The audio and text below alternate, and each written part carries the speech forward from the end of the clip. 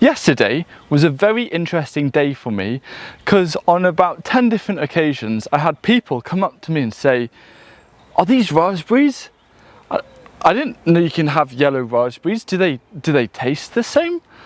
And so I was like, wow, a lot of people don't know that yellow raspberries exist, and I think that they're one of the most underrated fruits out there. And so this video is dedicated to hopefully tempting you to also grow yellow or golden raspberries in your garden. You see, we've been growing golden raspberries on this site for about 3 years now, and they're fantastic. The main benefit, just so you have the main thing right at the start, because I'm feeling generous, is that the birds just don't seem interested in them. And it's not because they don't taste good, they just taste like a normal raspberry. If you had your eyes closed or were blindfolded, you would just think it's a normal raspberry, so that's great. But they're not red, they don't stand out. Like, we do get bird problems here, we lose a lot of blueberries and red currants and things like that, but they're just hands off with the golden raspberries. And because of that, every year we've been expanding the amount that we're growing here on site.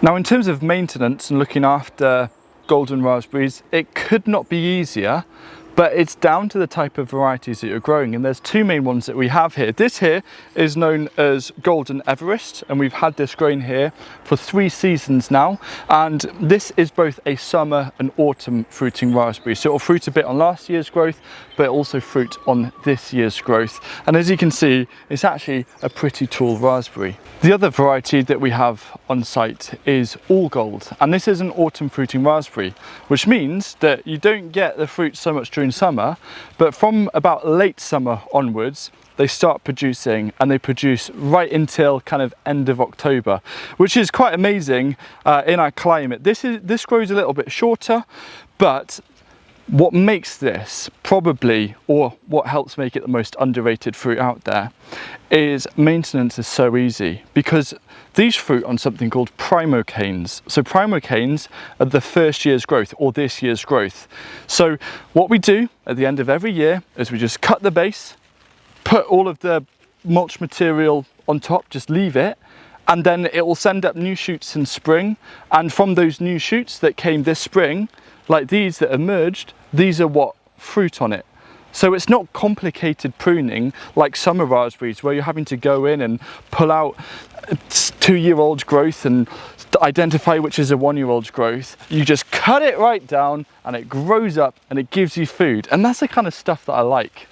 Now, I just wanted to show you these, the kind of the normal red raspberries. They're autumn fruiting as well. The name of this variety is Polka, and I'm just showing you, we're out here in the open, there are plenty of blackbirds about, but for whatever reason, this is both here and at the previous garden, for whatever reason, blackbirds just don't seem as interested. And I think that's in part because there's loads of brambles and blackberries and wild stuff in the hedgerows, so they kind of like leave this alone because it's a little bit more exposed here. There's people walking about.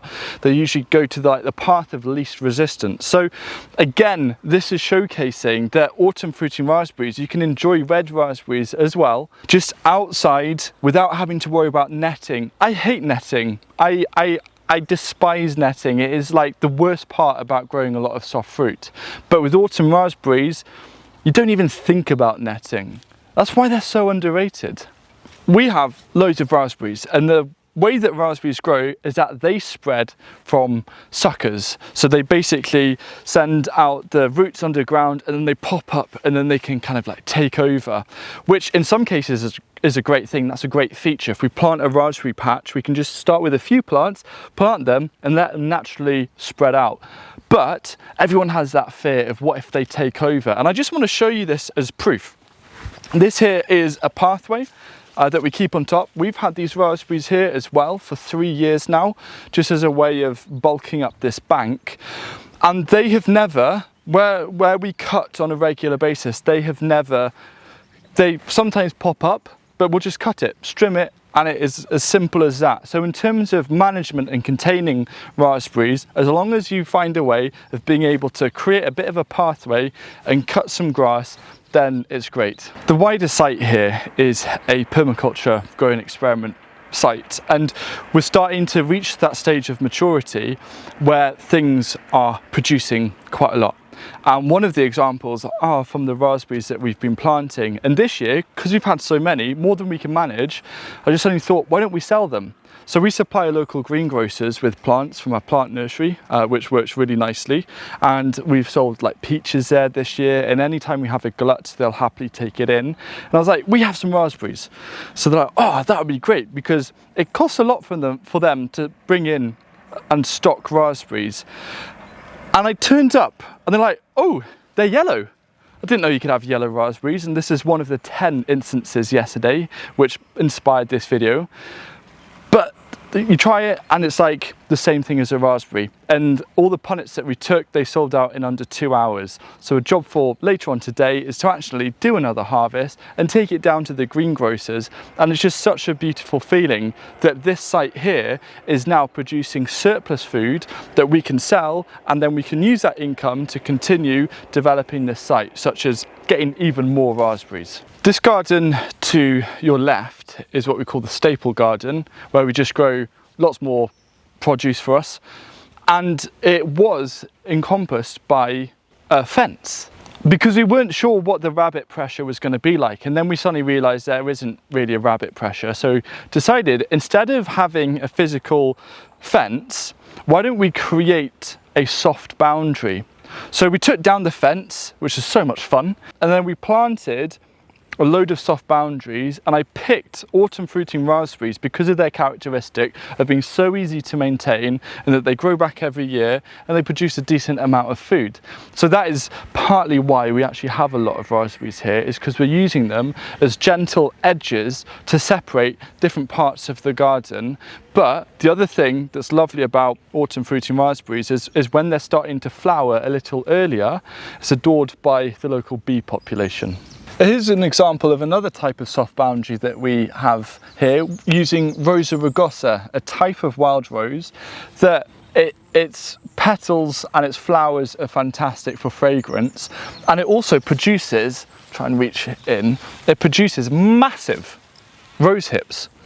Like, they're huge, they're the biggest ones that you can grow, and it is super hardy. And I've also somehow got a self-sown nasturtium in here which looks delightful, and there's a bee having lots of fun. So again, soft boundaries, they're just a place to define an edge or a boundary without having to resort to a fence or a wall, and the idea is to soften it and provide multiple benefits, like a bit of wind protection, pollinator benefits, but also food as well. And I actually think that rose hips are quite an underrated fruit in a sense. In fact, I wrote an article on Scribehound recently about underrated soft fruit, and rose hips are one of those because they're full of vitamin C and you can do so many different things with them, and that's a decent amount of food.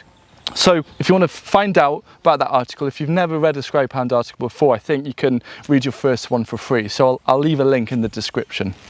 Most plants that you grow in the garden provide multiple functions. For example, I listed a few with soft boundaries and protecting a little bit from wind, the pollinator benefits, things like that. But another thing that's so nice with raspberries is if you like making bouquets or cut flowers from your garden and bringing that into the kitchen table, the foliage of raspberries works really, really nicely. But also I feel like, there's not an example here, but I feel like when you have loads of different fruit on, it's almost like flowers, and you can pop that in a vase and it's just a little bit fun. If you're after some other interesting things to grow, I recommend this. It's called glitter spinach, and this video tells you all about it because this can turn into an absolute monster, and it's probably the most beautiful type of plant you can grow.